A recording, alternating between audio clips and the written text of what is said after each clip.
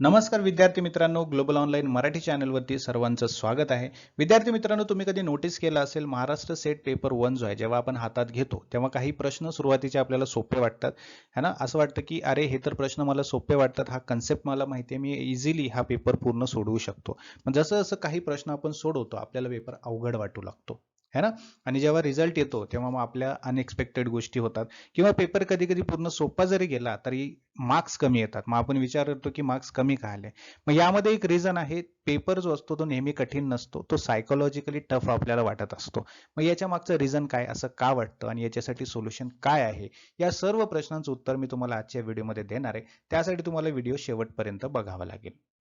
त्यात एक महत्त्वाची गोष्ट तुम्हाला सांगू इच्छितो बघा, महाराष्ट्र सेट पेपर 1 जो आहे त्याची तयारी अजूनही तुम्ही नोट्स किंवा रँडम MCQs मधून करत असाल तर अत्यंत चुकीचं आहे. मग ते करणं आत्ताच तुम्ही थांबवा, कारण आपल्याकडे पेपर 1 चा संपूर्ण कंप्लीट कोर्स जो आहे तो अवेलेबल आहे, ज्यामध्ये तुम्हाला लाईव्ह सेशन्स मिळणार आहेत, रेकॉर्डेड सेशन्स मिळणार आहेत, PYQs with solution, notes, mock test, 5000+ MCQ series मिळणार आहे, जेणेकरून तुमची संपूर्ण तयारी जी आहे पेपर 1 ची ती होणार आहे.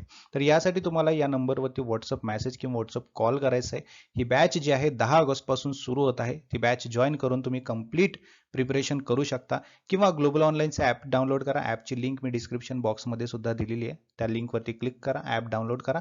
ॲपच्या थ्रू सुद्धा ही बॅच जॉईन करून तुम्ही तुमचं प्रिपरेशन करू शकता. उशीर नका करू, लवकरात लवकर प्रिपरेशनला सुरू करा. तर सुरू करूया आजच्या सेशनला. बघा, सगळ्यात आधी तर मी तुम्हाला रियालिटी सांगणार आहे की एक्झॅक्टली काय होतं, कसं तुम्ही फेस करत असता सर्व गोष्टी. त्यामध्ये सगळ्यात पहिला पॉईंट हा आहे की मी मगाशीच तुम्हाला सांगितलं की महाराष्ट्र सेट पेपर 1 जो आहे तो नेहमी कठीण नसतो, पण तो आपल्याला सायकोलॉजिकली टफ वाटत असतो.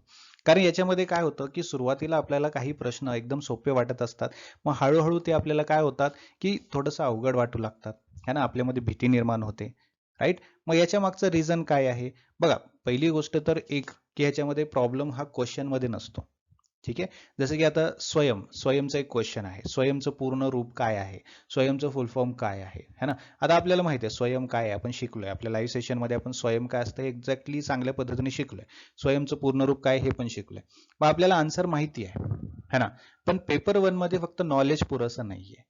याच्यामध्ये तुम्हाला 50 प्रश्न कमीत कमी वेळेमध्ये सॉल्व्ह करायचंय, ही गोष्ट तुम्हाला आली पाहिजे. मग 50 प्रश्न आणि 60 मिनिट आपल्याला वेळ दिलेला आहे, बरोबर आहे की नाही. 50 क्वेश्चन्स इन 60 मिनिट्स, राईट. मग प्रत्येक प्रश्नाला तुम्हाला 40 ते 50 सेकंद द्यावे लागतील आणि उरलेला वेळ जो असतो तो रिवाइज करण्यासाठी रिव्ह्यू करण्यासाठी, I am so sorry, revise करण्यासाठी आणि रिव्ह्यू करण्यासाठी तुम्हाला लागतो. त्यासाठी प्रत्येक प्रश्नाला 40 ते 50 सेकंदच तुम्हाला द्यावे लागतील. ही क्वालिटी तुमच्यामध्ये जर नसेल तर तुम्हाला सायकोलॉजिकली पेपर टफ वाटू लागतो, कारण आपल्याला सवय नसते है ना, पेपर सोडवायची सवय नसते, हो की नाही. आपण 40 ते 50 सेकंद जर एका प्रश्नाला नाही दिलं तर मग काय होतो की पुढचे जे प्रश्न आहेत त्या ऑप्शन्स मध्ये काही कन्फ्युजन झालं, त्या ऑप्शन्स मध्ये थोडा वेळ झाला, मग बघता बघता तुमचा वेळ संपून जातो आणि तुमचे प्रश्नही सोडवायचे राहून जातात है ना. मग पेपर 1 मध्ये क्वेश्चन जो आहे तो प्रॉब्लेम नाहीये है ना. क्वेश्चन कठीण आहे यामध्ये सुद्धा प्रॉब्लेम नाहीये. क्वेश्चन सॉल्व्ह करण्याची जी स्पीड आहे आणि ॲक्युरसी आहे ती तुमची कमी आहे, यामध्ये सगळ्यात मोठा प्रॉब्लेम आहे. समजलं. सो स्पीड आणि ॲक्युरसी वरती काम करणं गरजेचं आहे. त्यानंतर बघा, टॉपिक माहिती असणं वेगळं असतं आणि क्वेश्चन योग्य पद्धतीने इंटरप्रेट करणं यामध्ये फरक आहे. समजलं का. आता यामध्ये बघा, दुसरी सगळ्यात मोठी मिस्टेक आहे आपली की आपण क्वेश्चन वाचला है ना, आपल्याला वाटलं की हा टॉपिक मला येतो, कन्सेप्ट आपला क्लिअर असल्यामुळे हा टॉपिक मला माहिती आहे म्हणून हा टॉपिक मी सोडवू शकतो, बस इथपर्यंतच आपलं लिमिट असतं. बट लगेच आन्सर मार्क करून आपण पुढे सरकतो. बट महाराष्ट्र सेटचा जो पेपर आहे यामध्ये प्रश्न असा असू शकतो की स्टेटमेंट 1 असा आहे, स्टेटमेंट 2 असा आहे, बरोबर आहे की नाही. म्हणजेच कसा प्रश्न आहे तो स्टेटमेंट बेस्ड प्रश्न आहे है ना. स्टेटमेंट बेस्ड प्रश्न आहे, त्यामध्ये स्टेटमेंट 1 आणि स्टेटमेंट 2 असे दिलेले असतात है ना. मग यामध्ये योग्य कॉम्बिनेशन काय आहे ते बघायचं आपल्याला आणि ते ऑप्शन जो आहे तो निवडायचा असतो. मग टॉपिक तुम्हाला माहिती आहे, कन्सेप्ट तुम्हाला माहिती आहे, क्वेश्चन कसा विचारला आहे हे तुम्ही नीट वाचलं नाही, राईट. इथे तुमची चूक होणार, त्यामुळे आपलं आन्सर चुकतं. म्हणून नेहमी लक्षात ठेवायचं, टॉपिक माहिती असणं हे वेगळं असतं आणि त्या टॉपिकवर आलेला क्वेश्चन योग्य पद्धतीने आपण इंटरप्रेट कसं करायचं हे वेगळं असतं.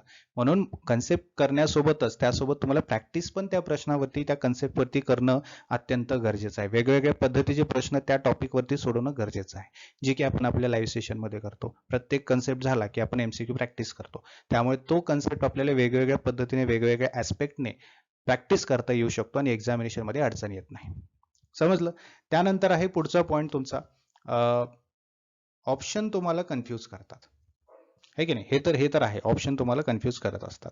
MS सेट पेपर 1 जो आहे त्यामध्ये अनेक प्रश्नामध्ये चारही ऑप्शन्स आपल्याला काय वाटतात की हे बरोबर आहेत, हे चारही बरोबर वाटायला लागतात, बरोबर की नाही? मग आपलं काय सुरू होतं, आपलं एलिमिनेशन जो आहे तो सुरू होतो, एलिमिनेट करायला सुरू करतो आपण. मग यामध्ये 4 ऑप्शन्स असतात, ऑप्शन 1, 2, 3 आणि 4, बरोबर आहे? एक एलिमिनेट केला, दुसरा एलिमिनेट केला, बरोबर आहे? आणि मग तिसरा एलिमिनेट केला, किंवा 2 क्वेश्चन मध्ये आपल्याला कन्फ्युजन झाला. आता पहिला एलिमिनेट केला, 2 ऑप्शन आपण एलिमिनेट केले, बट आता 2 उरलेत, बट यामध्ये आता खूप मोठं कन्फ्युजन होत आहे. मग आपण काय करतो, चला काहीतरी मार्क करून टाकू, है ना? मार्क केला आपण, 2 असं डोळ्या झाकून मार्क केलं, तुक्का मारला. आता त्याचा आन्सर 2 नव्हतं, ऑप्शन 3 होता, ऑप्शन C होता, बरोबर आहे की नाही? मग ही जी गेसिंग आहे तुमची, चुकीची गेसिंग आहे.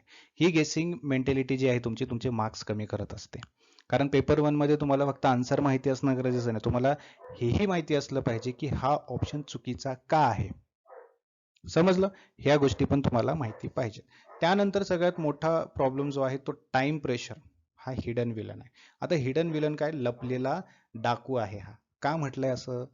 बघा, आपण काय करतो, आपण घरामध्ये बसून पेपर सोडवत असतो, आपण रिलॅक्स असतो, समोर पाणी ठेवलेलं असतं, मोबाईल आपल्या जवळ असतो, कुठलं प्रेशर नसतं, 50 पैकी 42-45 प्रश्न पण आपले बरोबर येतात, कारण आपल्यावर कुठलं प्रेशरच नाहीये ना. पण एक्झाम हॉलमध्ये तसं नसतं, घड्याळ चालू असतं, आजूबाजूला बाकीचे कॅन्डिडेट्स पेपर सोडवत असतात. एक एक प्रश्न जो आहे, एक प्रश्न जर तुमचा अडकला, एका प्रश्नावर तुम्ही अडकून राहिले, तर दुसरा आपल्याला टफ वाटू लागतो, कॉन्फिडन्स लो होऊन जातो ना. मग अचानक तुम्ही काय करता, तुमच्या टाइमकडे बघता, घड्याळाकडे बघता, आणि काय, तुमचा वेळ गेला, संपलं, है ना? त्यामुळे होम प्रॅक्टिस आणि एक्झाम प्रॅक्टिस ही सेम नसते, हे दोन्ही वेगळ्या असतात, ठीक आहे? त्यामुळे होम प्रेशर कमी असतं, घरामध्ये प्रॅक्टिस करण्यामध्ये प्रेशर अगदी कमी असतं, आणि जे तुम्ही एक्झाम हॉलमध्ये असतं तिथे थोडंसं प्रेशर असतो, तिथे प्रेशराईज झाल्यामुळे, थोडंसं टाइम प्रेशर असल्यामुळे सुद्धा आपला कॉन्फिडन्स खालीवर होत असतो, ठीक आहे? त्यानंतर आहे पेपर 1 ला टफ कोण बनवतं, कोण आहे याच्या मागचा खरा मेन, हो की नाही? त्यामागचं खरं कोण आहे, तर तुमची over thinking, poor time management, है ना? कन्सेप्टमध्ये कन्फ्युजन होणं, ऑप्शनमध्ये अडकून राहणं, समजलं? आणि सगळ्यात महत्त्वाचं म्हणजे प्रॅक्टिसची चुकीची पद्धत करणं, म्हणजे प्रॅक्टिसच चुकीची करणं. मग तुम्ही फक्त MCQचा आन्सर पाहता, है ना? तुम्ही जर ते पाहत असाल, जर तुम्ही पेपर 1ची तयारीच करत नाही, है ना? म्हणजे MCQचा आन्सर फक्त पाहणं म्हणजे पेपर 1ची तयारी नाहीये. तुम्हाला प्रत्येक क्वेश्चन नंतर स्वतःला विचारायचं आहे की मी हा प्रश्न का चुकलो, या प्रश्नाचं चुकीचं आन्सर देण्यामागे रिझन काय आहे, माझं नॉलेज कमी होतं का, माझा कन्सेप्ट क्लिअर नव्हता का, है ना? क्वेश्चन चुकीचा वाचला का मी, की काय घाई केली मी, हे आपल्याला स्वतःला विचारायचं. ही तुमची खरी तयारी आहे, समजलं? ही तुमची खरी तयारी आहे. म्हणून तुम्हाला एक गोष्ट बघा, रियालिटी सांगतो की महाराष्ट्र सेटचा पेपर 1 जो आहे तो कम्प्लिटली टफ पेपर येण्याची शक्यता कमी असते, है ना? बेसिक वरचे ओव्हरव्ह्यू प्रश्न असतात ते, पण याचा अर्थ पेपर पूर्णपणे इझी असेल असं पण नसतं, ठीक आहे? पेपरमध्ये काही क्वेश्चन डायरेक्ट पण असू शकतात, काही कन्सेप्ट बेस्ड पण असतात, स्टेटमेंट बेस्ड असतात, है ना? काही क्वेश्चन तुमच्या लॉजिकल थिंकिंग सुद्धा तपासत असतात, है ना?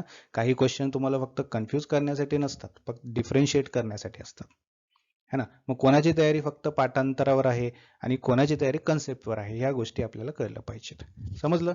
आता याच्यामध्ये आपल्याला काय करायला पाहिजे, व्हॉट शुड वी डू? तर यामध्ये तुम्हाला काय करायला पाहिजे, तर पहिली तर सगळ्यात मोठी गोष्ट KCRTH मेथड वापरायची. काय आहे हे KCRTH मेथड? बघा, K फॉर नॉलेज इश्यू किंवा नॉलेज म्हणा फक्त, ठीक आहे?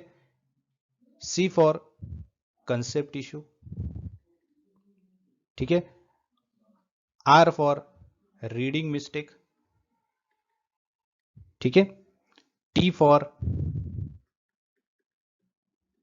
Time pressure, right? आणि G फॉर गेसिंग. हे काय आहेत? ह्या आहेत तुम्ही करणाऱ्या चुका, ज्या चुका तुम्ही करत असता तुमच्या प्रॅक्टिसमध्ये. ठीक आहे. आता तुम्ही काय करायचं, पुढे जे आता तुम्ही मॉक टेस्ट द्या, त्या मॉक टेस्टमध्ये फक्त स्कोर नाही पाहायचा, माझा स्कोर किती आला हे नाही बघायचं. तुम्हाला KCRTH पाहायचंय. काय पाहायचंय? KCRTH पाहायचंय. म्हणजे 5-6 मॉक टेस्ट तुम्ही द्या, त्याच्यानंतर तुम्ही स्वतःचा पॅटर्न तुम्हाला दिसेल. KCRTH फॉलो केलं तर तुम्हाला तो पॅटर्न दिसेल, है ना. तुम्हाला कळेल की माझी तयारी खराब आहे की माझी ह्या चुका होत आहेत, है ना. म्हणजे या चुका आपल्याला बघायच्यात, या चुका आपल्या झाल्या नाही पाहिजेत. बरोबर आहे की नाही. या चुका होत असतील तर आपल्याला चुका सुधारवता येतात, आणि त्या चुका जर सुधारवल्या मग कुठेही तुमचे 60 ते 80 पर्यंतचे पेपर 1चे मार्क्स कुठेही गेलेले नाहीत. समजलं. म्हणून पुढच्या वेळी महाराष्ट्र सेट पेपर 1चा जो प्रश्न आहे तो पाहून लगेच म्हणू नका की पेपर टफ आहे, है ना. स्वतःला विचारा, क्वेश्चन टफ आहे की माझा अप्रोच टफ आहे, हो की नाही. कारण अनेकदा काय होतं, पेपर आपल्याला हरवत नाही, हो की नाही. पेपर आपल्याला कधीच हरवत नाही, आपली स्ट्रॅटेजी आपल्याला हरवत असते. जर तुम्हाला महाराष्ट्र सेट पेपरमध्ये 80+ मार्क्स टार्गेट करायचं असेल तर पुढच्या वेळेस, है ना, तुम्ही हे सगळं फॉलो करायचं आहे. आणि सगळ्यात महत्त्वाची गोष्ट, पेपर 1ला घाबरायचं नाही आणि पेपर 1ला व्यवस्थितपणे समजून घ्यायचं, स्ट्रॅटेजीवर फोकस करायचं. समजलं.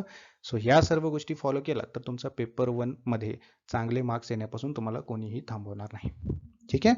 आणखीन काही अडचण असेल तर कमेंट बॉक्समध्ये विचारा, मी आहेच इथे. ओके.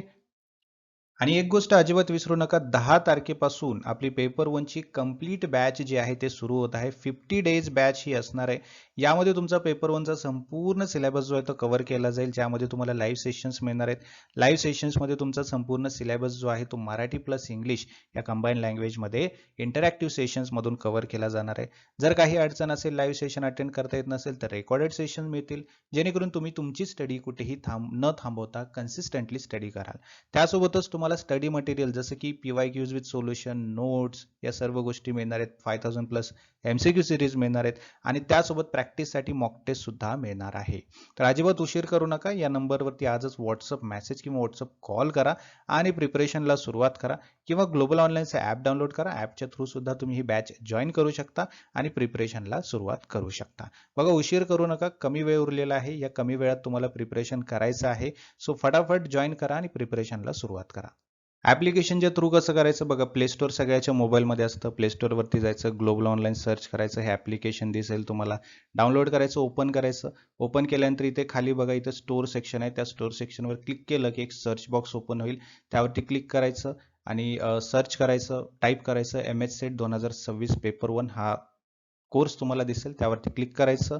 जॉईन नाव ऑप्शन दिसेल, जॉईन नाव करायचं, फीस पे करायची आणि प्रिपरेशनला सुरुवात करायचं.